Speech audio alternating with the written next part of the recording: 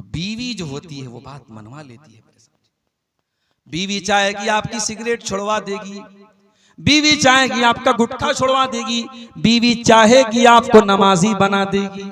मेरी प्यारी माँ बहनों, आप जब अपने शौहर से जिद करके 5,000 वाली साड़ी खरीद सकती हो, 10,000 वाला लहंगा खरीद सकती हो, 1,30,000 में सोना चल रहा है, सोने का जेवर मंगवा सकती हो, तो ऐ मेरी प्यारी माँ बहनों, आप अपने शौहर से बहुत सारे अच्छे काम भी करवा सकती हो। करवाने का तरीका होना चाहिए। अल्लाह के प्यारे नबी क्या फरमाते हैं, बड़े गौर से सुनिएगा। अल्लाह के नबी सल्लल्लाहु अलैहि वसल्लम फरमाते हैं, रहीमल्लाहु रजुलन काम मिनल लैल, अल्लाह ताला रहम नाजिल फरमाए, अल्लाह ताला रहमत नाजिल फरमाए उस आदमी के ऊपर जो रात में उठ करके तहज्जुद की नमाज पढ़ता है, वह आई कज़म रात, और अपनी बीवी को भी उठाता है, और बीवी अगर उठने से इनकार कर देती है तो बीवी के चेहरे पर पानी डाल के उठाता है हिम्मत बीवी के चेहरे पे पानी डालने की? कहीं ऐसा ना हो कि उधर आप पानी डालें और उधर बीवी लात मार दे। भाई आजकल ये भी तो हो रहा है। बीवी से पंगा लेने की किसमें हिम्मत है भाई? दुनिया में सबसे पंगा ले सकते, बीवी से नहीं ले सकते। वो एक लतीफा है, एक आदमी की बीवी बहुत शक करती थी उसके ऊपर, बड़ा परेशान रहता था, महीने में 2-4 दिन मायके जाती थी, उसमें भी फोन पर फोन करती रहती थी, कहाँ हैं आप, क्या कर रहे हैं आप? डर था कि कहीं किसी दूसरी औरत के साथ तो नहीं है। एक मर्तबा मायके गई, बच्चे को छोड़ के गई थी, बच्चा भी छोड़ के गई थी कि नजर रखे अपने बाप के ऊपर। मायके जाके फोन कर रही है शौहर को, कहाँ हैं आप? शौहर कह रहा कहाँ रहूंगा, घर पर हूं भाई, तुम्हारी इजाजत के बगैर कहाँ जा सकता हूं। कहा अच्छा घर पे हो, जाओ किचन में जाओ, किचन में जाओ और मिक्सर की आवाज मुझे सुना करके बताओ कि तुम घर में हो। शौहर ने मिक्सर की आवाज सुना दी, घर की आवाज आई। बीवी ने कहा अच्छा चलो भाई तसल्ली हो गई। दूसरे दिन फिर फोन किया बीवी ने, कहाँ हैं आप? शौहर ने कहा अरे बेगम मैं कहाँ रहूंगा, घर पर हूं। चलिए मिक्सर की आवाज सुनाइए। शौहर ने फिर मिक्सर चालू करके सुना दिया, घर की आवाज आई। तीसरे दिन बीवी ने कहा इतना शरीफ मेरा शौहर कब से हो गया, रोजाना मैं फोन कर रही हूँ मुझे मिक्सर की आवाज सुना दे रहा है। तीसरे दिन बीवी सरप्राइज देने के लिए अचानक घर में आ गई। घर में आई तो शौहर गायब, बच्चा खेल रहा था। बच्चे से पूछा अरे तेरा बाप कहाँ है? कहा वो तो मिक्सर लेके गायब है 2 दिन से। तो कहते हैं कि अगर शौहर से बीवी शेर है तो शौहर 1.25 शेर भी बन सकता है भाई। तुम्हें सारा दिमाग तुम्ही को है थोड़ी, हमको भी तो थोड़ा बहुत दिमाग है। तो आप ये याद रखिए मेरे प्यारे साथियों कि घर के अंदर जब तक एक नेक घर वाली नहीं आएगी, घर का माहौल अच्छा नहीं हो सकता। इब्राहिम अलैहिस्सलाम अपने बच्चे इस्माइल को मक्का में छोड़ के जाते हैं, अपनी बीवी हाजरा को मक्का में छोड़ के जाते हैं। इस्माइल वहीं पे रहते हैं, हाजरा वहीं पे रहती हैं, और वहीं पर इस्माइल जवान होते हैं, शादी होती है, उनकी बीवी उनके पास आती है।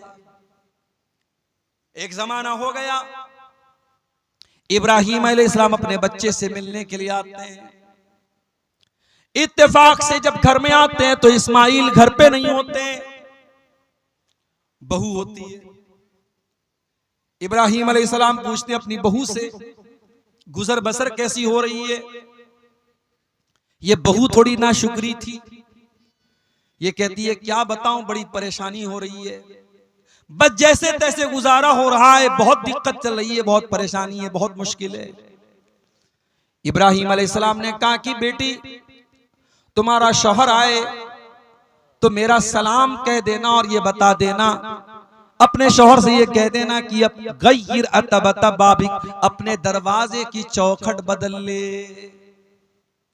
शाम को इस्माइल आए, आते ही अपने बाप की खुशबू महसूस की, पूछा है मेरी बीवी क्या कोई मेहमान आया था? कहा एक बूढ़े आदमी आए थे। कहा क्या कह रहे थे? कहा तुमको सलाम कह रहे थे और कह रहे थे अपने दरवाजे की चौखट बदल दे।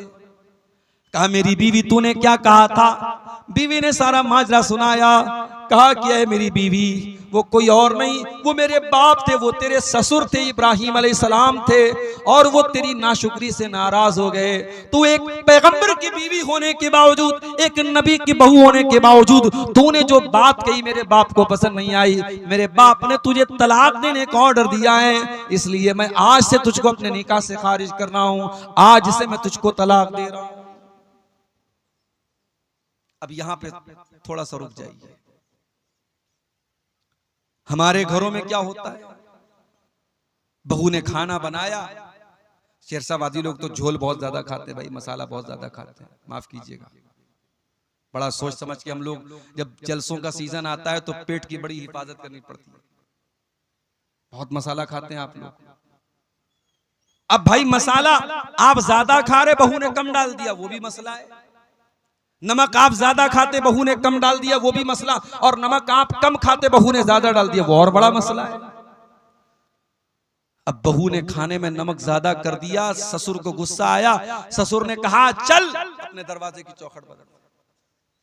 तो क्या बेटा अपनी बीवी को तलाक दे देगा इब्राहिम अलैहिस्सलाम की सुन्नत पर अमल करते हुए? नहीं, रुक जाइए, अभी मैं हदीस को पूरा कर दूं, फिर मैं मतलब बताता हूं कि ऐसी सूरत में क्या किया जाए।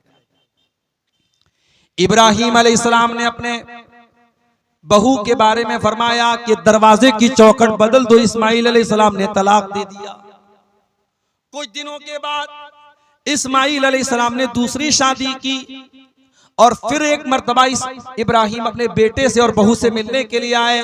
इत्तेफाक से इस मर्तबा भी बहू से मुलाकात हुई, बेटे से मुलाकात नहीं हुई। इब्राहिम ने पूछा बेटी कैसी गुजर बसर हो रही है? बहू ये दीनदार थी, नेक थी, अल्लाह वाली थी। इसने कहा बहुत अल्लाह का शुक्र है, अल्लाह जिस हाल में रखे अल्लाह का बहुत करम है, बहुत आराम से गुजर बसर हो रही है।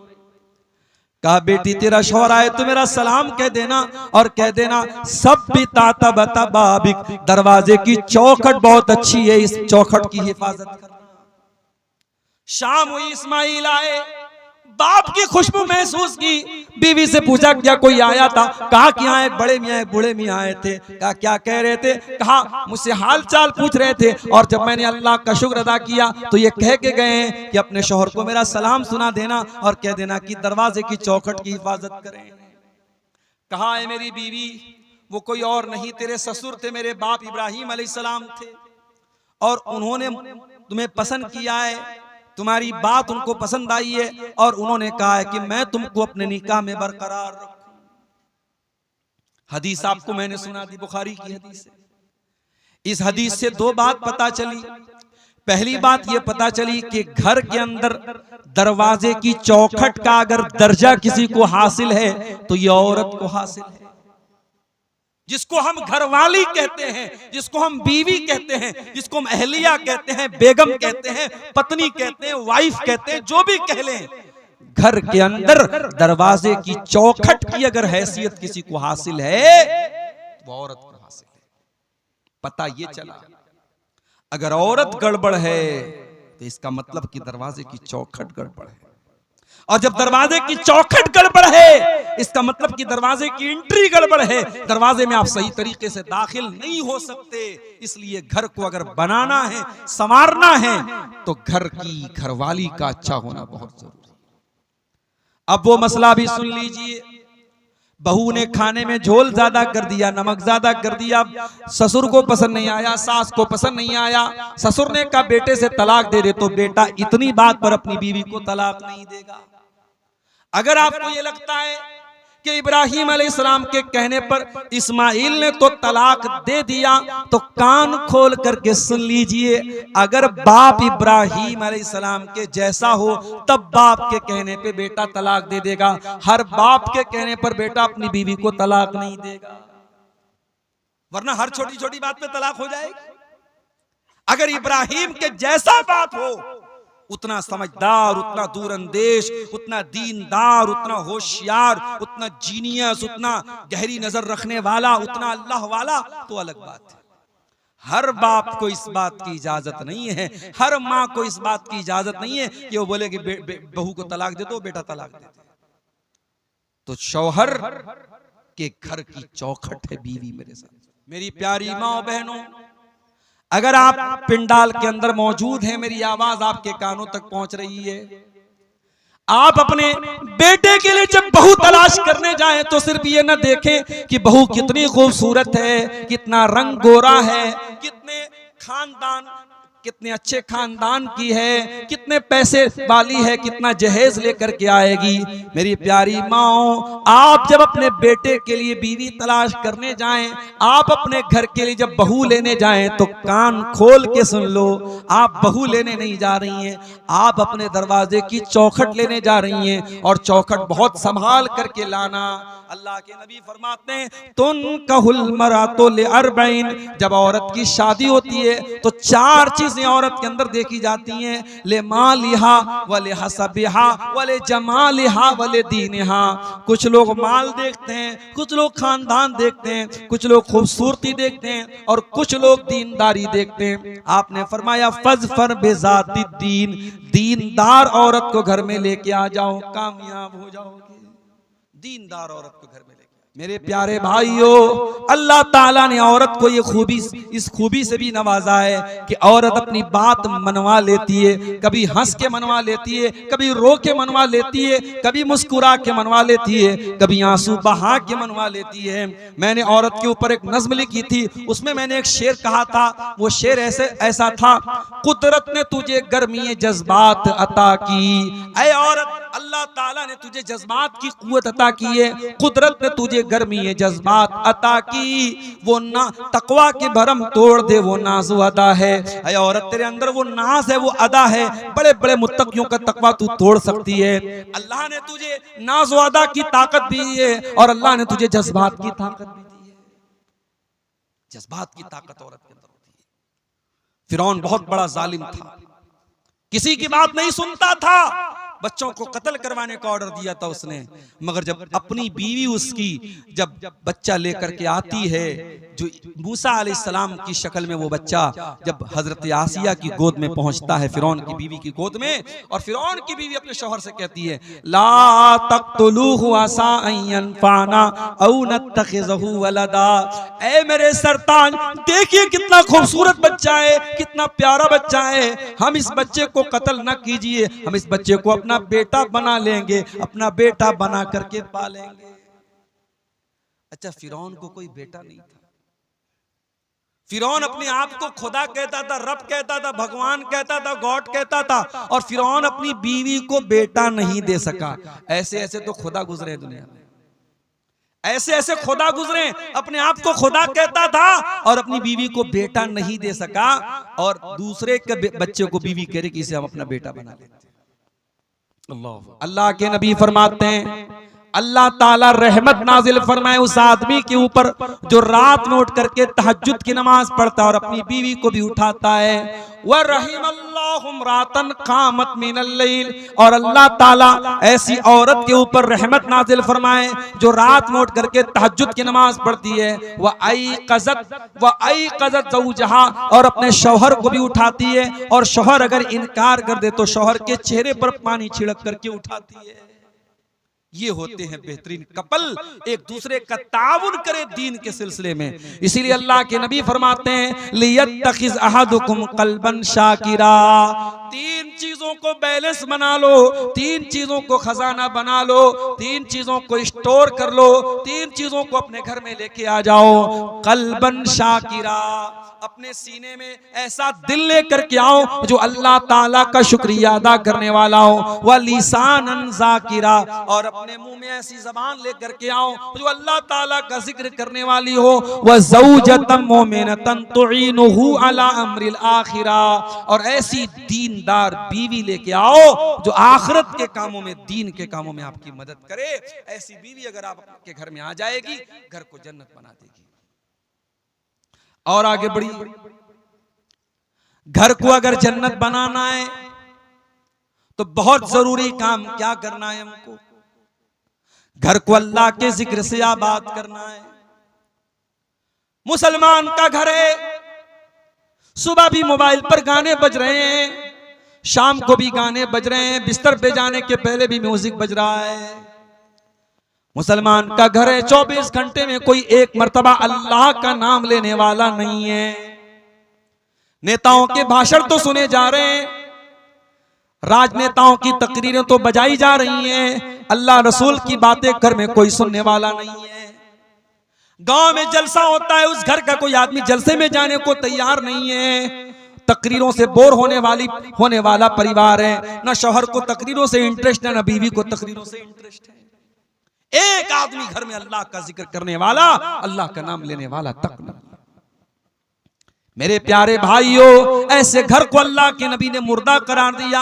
आपने फरमाया मसलुल बैतिल लज़ी युज़करुल्लाहु फीही वल बैतिल लज़ी ला युज़करुल्लाहु फीही। जिस घर में अल्लाह का नाम लिया जाए वो घर जिंदा है, और जिस घर में अल्लाह का नाम न लिया जाए वो घर मुर्दा है।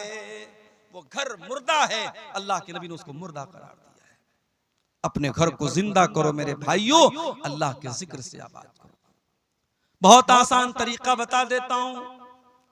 जब भी घर में दाखिल हुआ करो, बिस्मिल्लाह पढ़ के दाखिल हुआ करो, और जब घर के बाहर निकला करो, बिस्मिल्लाहि तवक्कलतु अलल्लाहि ला हौला वला कुव्वता इल्ला बिल्लाह पढ़ लिया करो।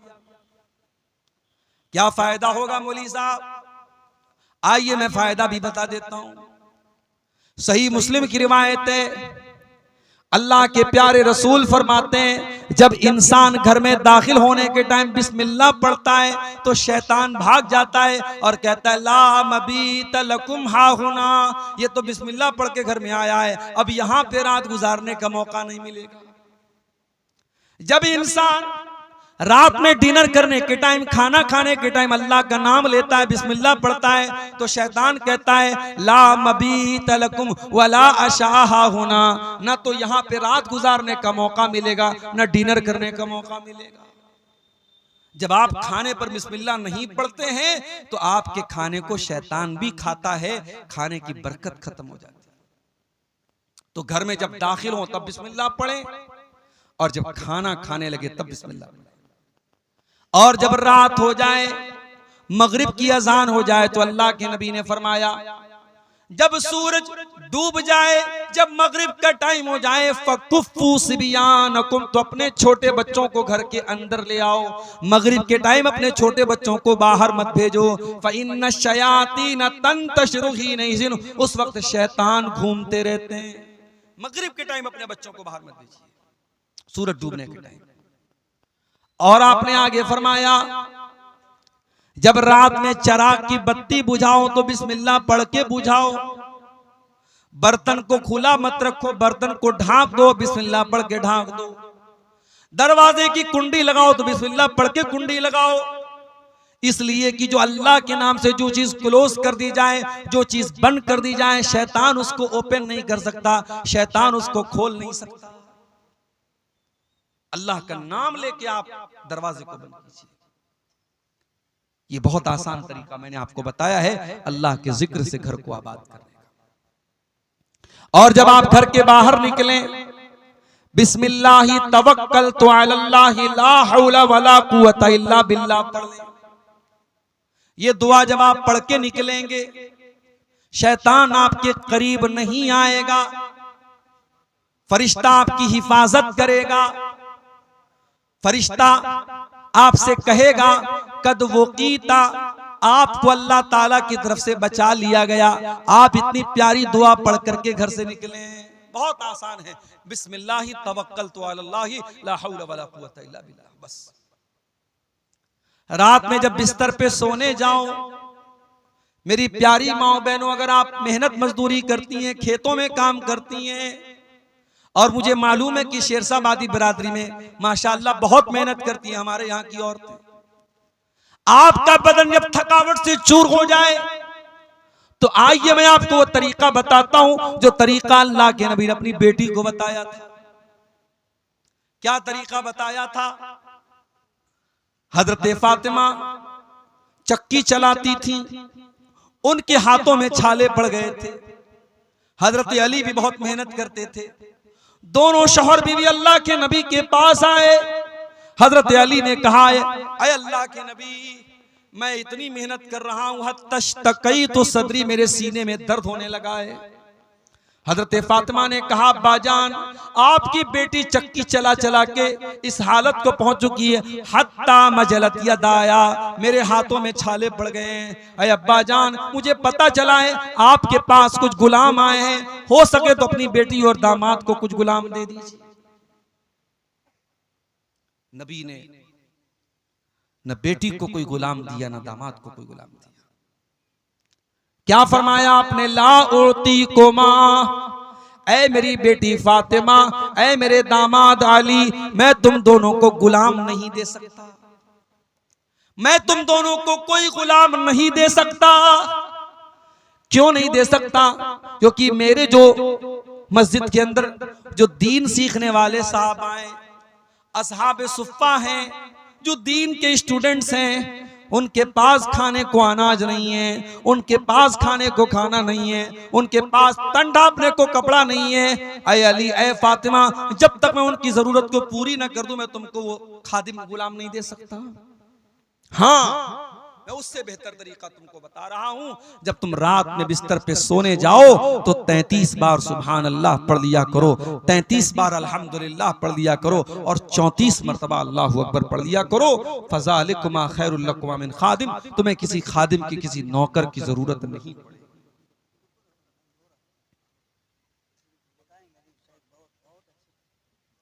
मेरे भाइयों, नबी ने अपनी बेटी और दामाद को परेशानी के बावजूद गुलाम नहीं दिया।